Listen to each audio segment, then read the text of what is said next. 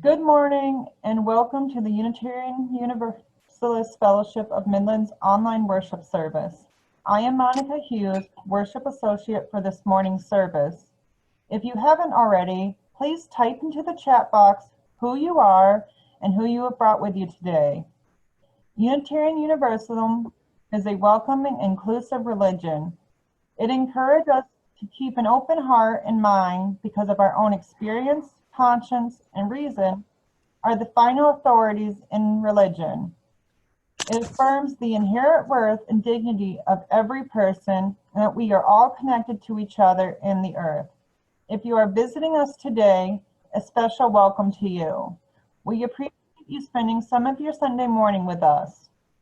If you have any questions, please let us know in the chat box by your phone or through your Facebook page, or our Facebook page.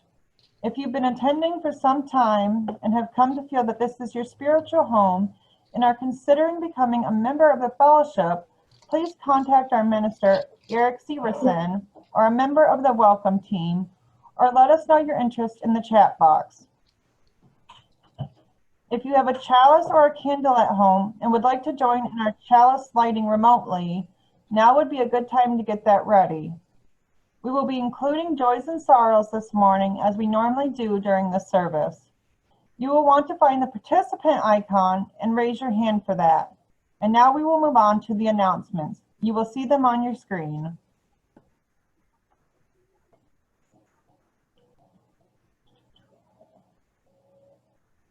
Next week's service will be What is Your Garden?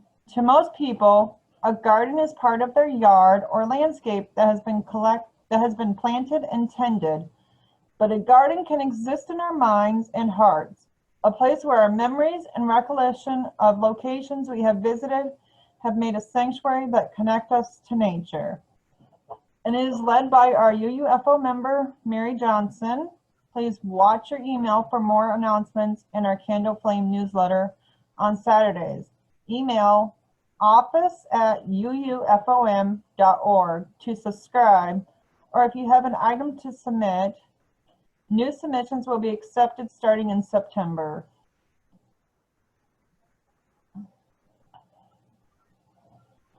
Now, if you have a candle or a chalice at home and would like to light it now, please do so. With your mics muted, please join in reading our chalice lighting words titled Connected in Mystery and Miracle by Ellen Rocket.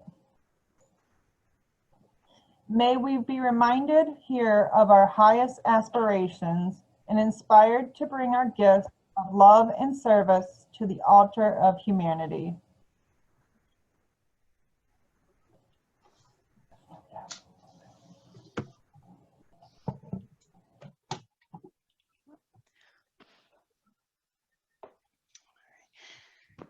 Thank you, Monica. Our opening words today are titled Autumnal Welcoming by Sarah Getty McNeil. Come in from the crisp morning air outside. Come in, wearing the autumn sunlight on your face. Come carrying the turning of the seasons in your heart. Whatever and however the greatness of life is speaking to you now, you are welcome here in our circle of friends.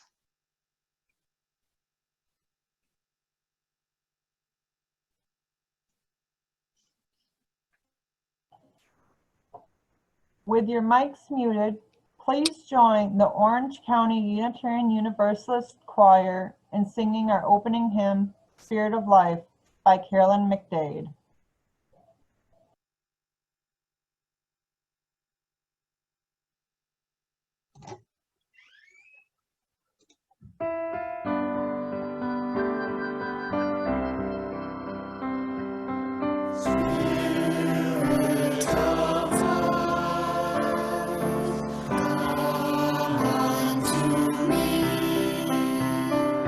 Sing in my heart.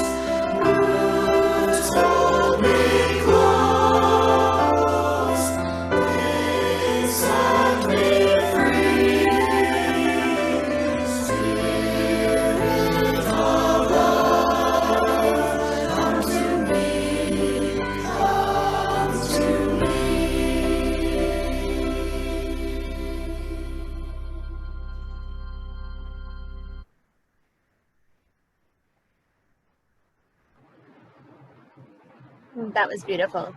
Now Christina will share a story for all ages. Thank you, Wendy. Our story today is We Gather Together, Celebrating the Harvest Season by Wendy Pfeiffer, and it's illustrated by Linda Black.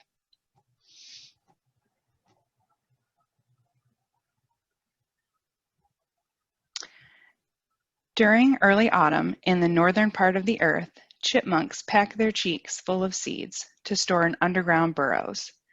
Red fox pups hunt for rodents and fruit to eat, then bury leftovers to dig up when food is scarce. Beavers store twigs and sticks underwater to chew when ice covers their pond. As the sun appears lower in the southern sky each day, the sun rises later each morning and sets earlier each evening. Days grow shorter, the nights cooler, and the growing season ends. Time to prepare for winter.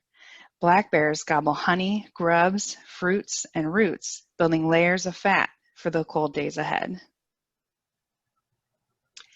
Each crop has its own growing season.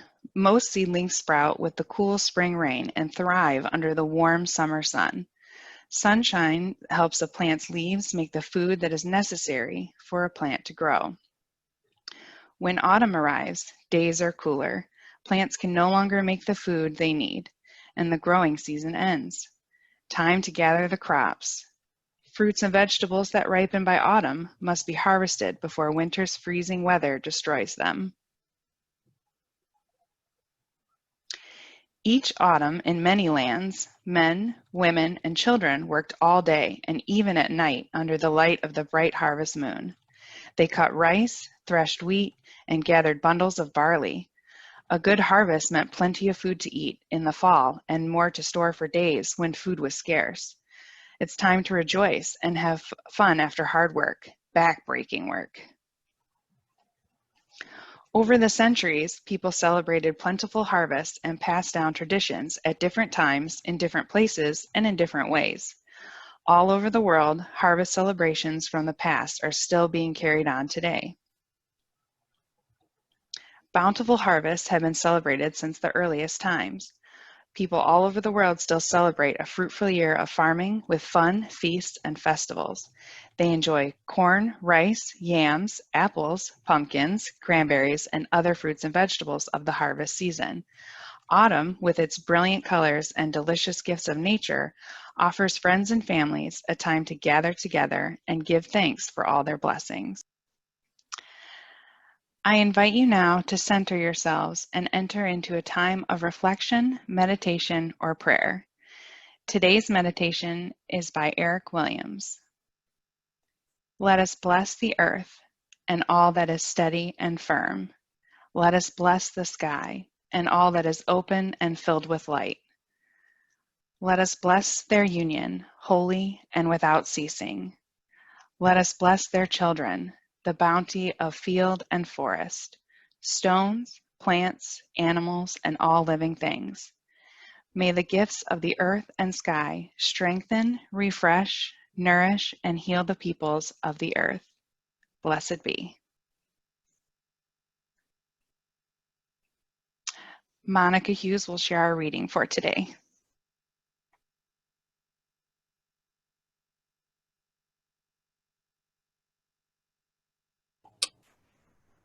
Our reading today is titled Hold Fast to Summer by Ben Soul. Hold fast to summer. Enjoy with heightened appreciation these still warm September days. Create more memories, take more pictures, enjoy a bit of denial, suck all the summer sweetness out of your sun-warmed garden tomatoes, smile at someone, squeeze a hand, put up some jam or pickles. We store these things up as we approach the uncertain seasons, and our summer companions will be our winter support and substance. In celebration of the changing seasons, we gather together in community. Now let's share an interlude titled Ancient Mother, an ancient Navajo prayer arranged and produced by Robert Goss.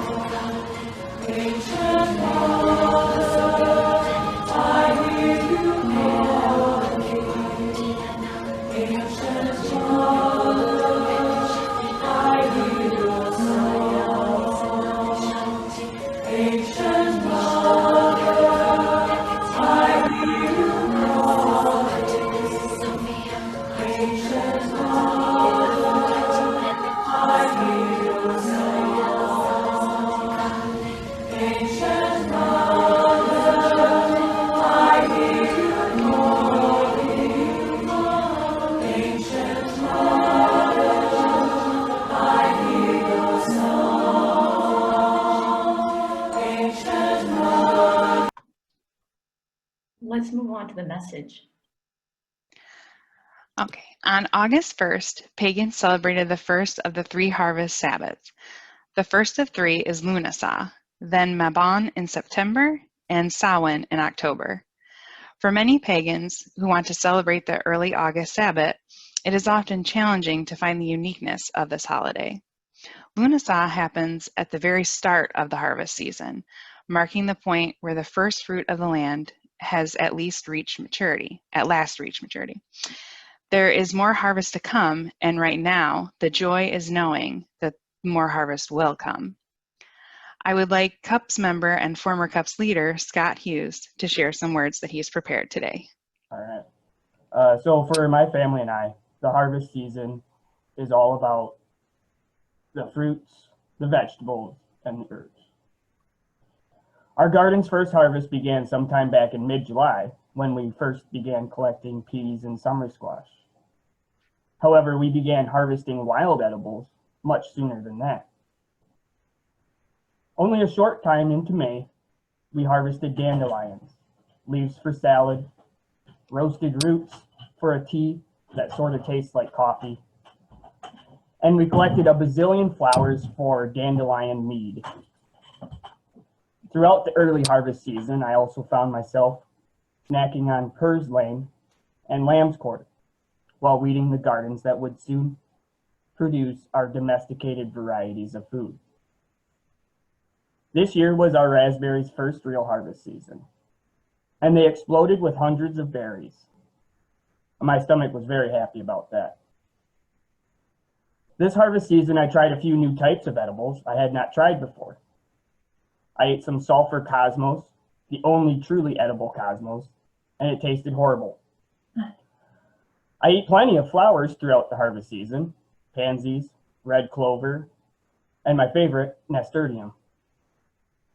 I also tried for the first time the fruit of the muskmallow. I think some people call them cheese wheels. They taste like tiny raw okra, and that's not surprising since okra is in the mallow family, along with hibiscus and hollyhock, both of which we've added to the gardens this year. Also, amazingly, our hibiscus bloomed on August 1st, which is the day when most pagans celebrate first harvest, also known as Lunasa. Most importantly, the harvest season is also a time for our kids to get involved with planting, caring for, and learning to identify different varieties of edibles. I hope that everyone's harvest season is bountiful, and thank you for listening.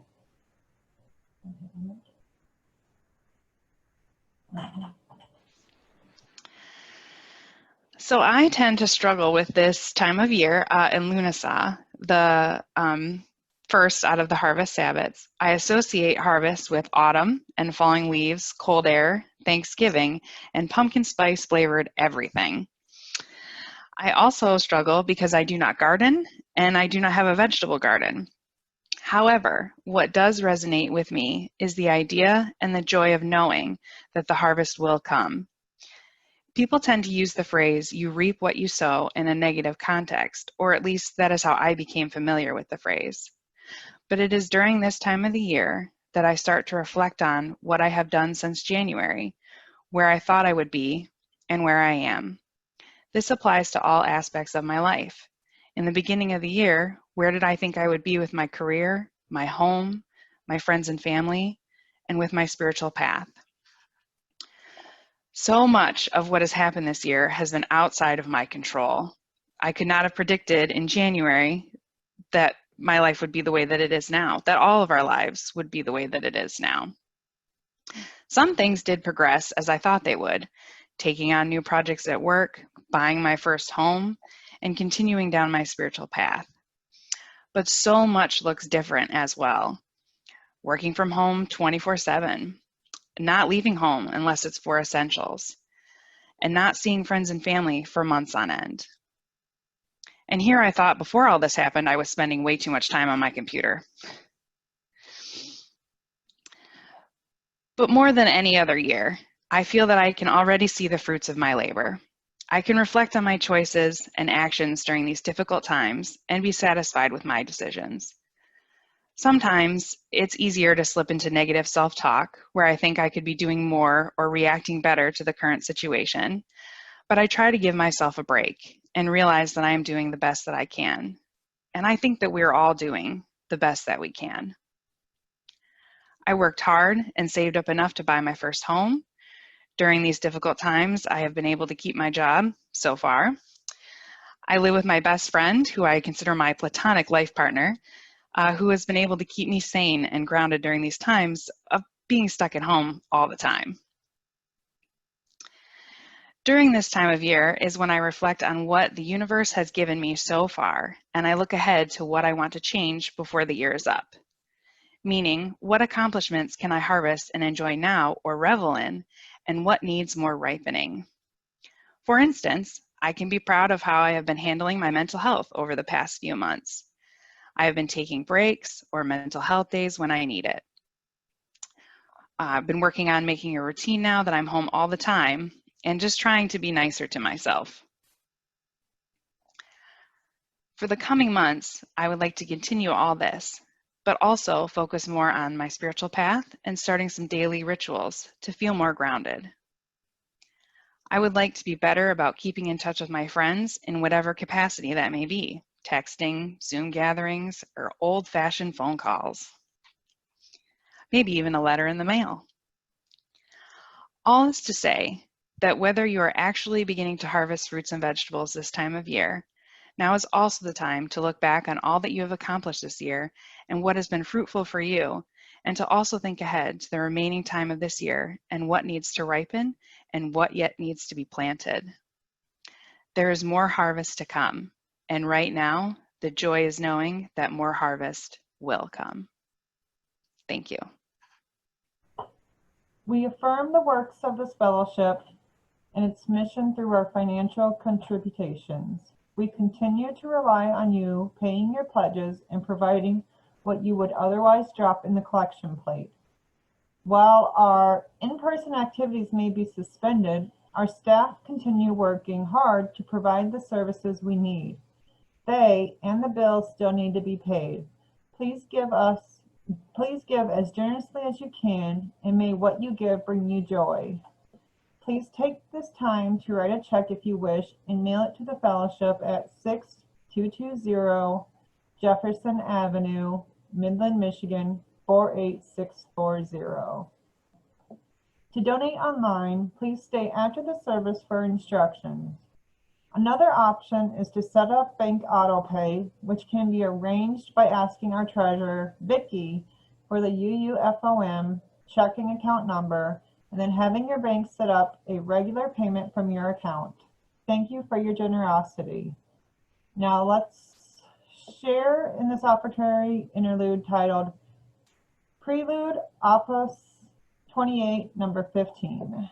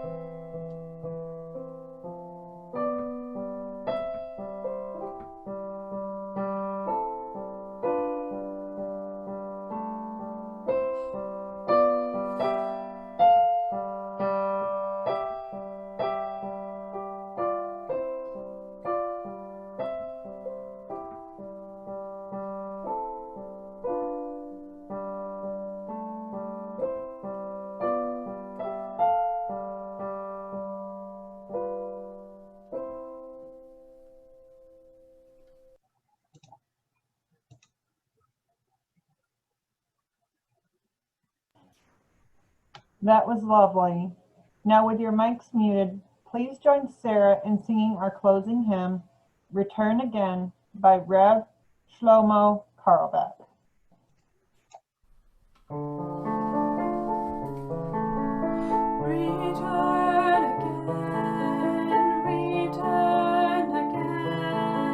Return to the home of your soul. Return again, return again, return to the home of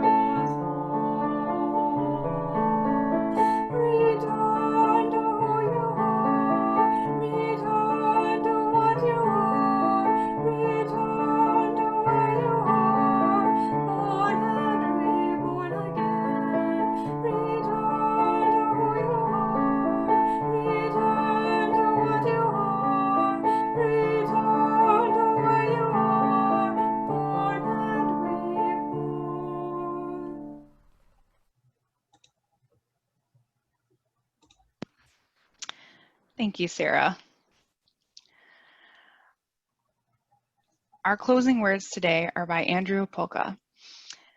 May you know fully and deeply the blessings of each of your heart seasons, the inward turning of winter, springtime's lush renewal, the effortless steady growth of summer, and the autumn's rich harvest. May your passage from season to season be blessed, eased by hands to hold, and by the light of love to guide you on. Now, with your mics muted, please join in reading Our Chalice is Extinguishing by Ellen Rocket.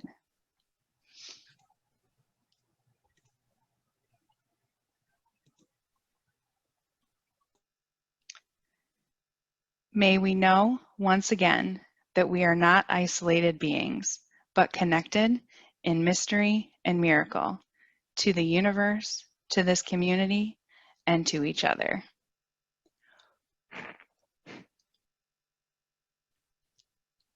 Thank you for joining us today. Thank you to everyone who helped make this service possible today, and thank you all for joining us.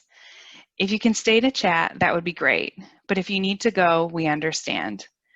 Whatever you may encounter in the coming week, please know that the love of this community goes with you. Until we are together again, many blessings. Blessed be.